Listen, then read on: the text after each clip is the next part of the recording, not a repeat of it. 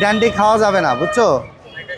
আমি বিমানবন্দর ফাঁড়ির আইসি, তোমাদের ক্ষুধা লাগলে তোমরা আমার কাছে আসবা, কিন্তু ড্যান্ডি খাওয়া যাবে না। ওই যে পুলিশ ফাঁড়িতে আসবা, পুলিশ বক্সে আসবা, আসলে আমি আমি তোমাদের খাবার খাওয়াবো, কিন্তু কথা হলে তোমাদের ড্যান্ডি খাওয়া যাবে না। আর যে বাড়ির যাইতে চাও সে বাড়ি চলে যাবা। তোমরা মানুষের কাছ থেকে ভিক্ষা করো, হ্যাঁ?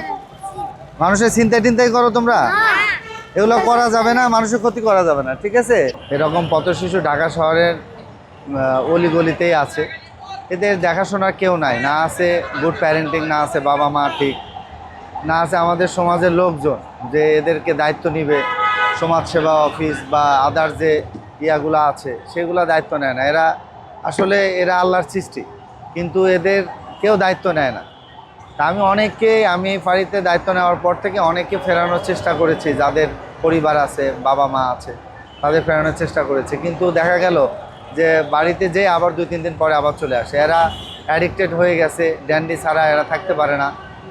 তো যাই হোক, মানুষের কাছ থেকে চায় চিনতে খায়, তো অনেকে দুর্ব্যবহারও করে, অনেক সময় পা জড়ায় ধরে অনেক মানুষের যখন ভিক্ষা না দেয়। আসলে এদেরকে আইনগত ব্যবস্থা নেওয়ার মতো কিছু নাই, এদেরকে আসলে সংস্কার করা দরকার, এদের পাশে দাঁড়ানো দরকার। আমরা যারা সচেতন নাগরিক আছি তাদের যদি সবাই যদি এদের পাশে দাঁড়াইতাম, তাহলে হয়তো এদের একটু সুষ্ঠু জীবন দেওয়া যেত। এরাই হয়তো ধীরে ধীরে বড় হবে, বড় হওয়ার পরে এরাই ছিনতাই ডাকাতি চুরি করবে। তা আসলে আমি মাঝে মধ্যে এদের কাছে আসি, এসে আমি তাদেরকে শুনি যে না খেয়ে থাকে, সেক্ষেত্রে অনেক সময় কলা, পাউরুটি, বিস্কিট বা খাবার এভাবে খাওয়ানোর চেষ্টা করি। যাই হোক, আমার দায়িত্ব থেকে আমি একজন মানুষ হিসাবে আমি তাদের পাশে দাঁড়ানোর চেষ্টা করি, এতটুকু।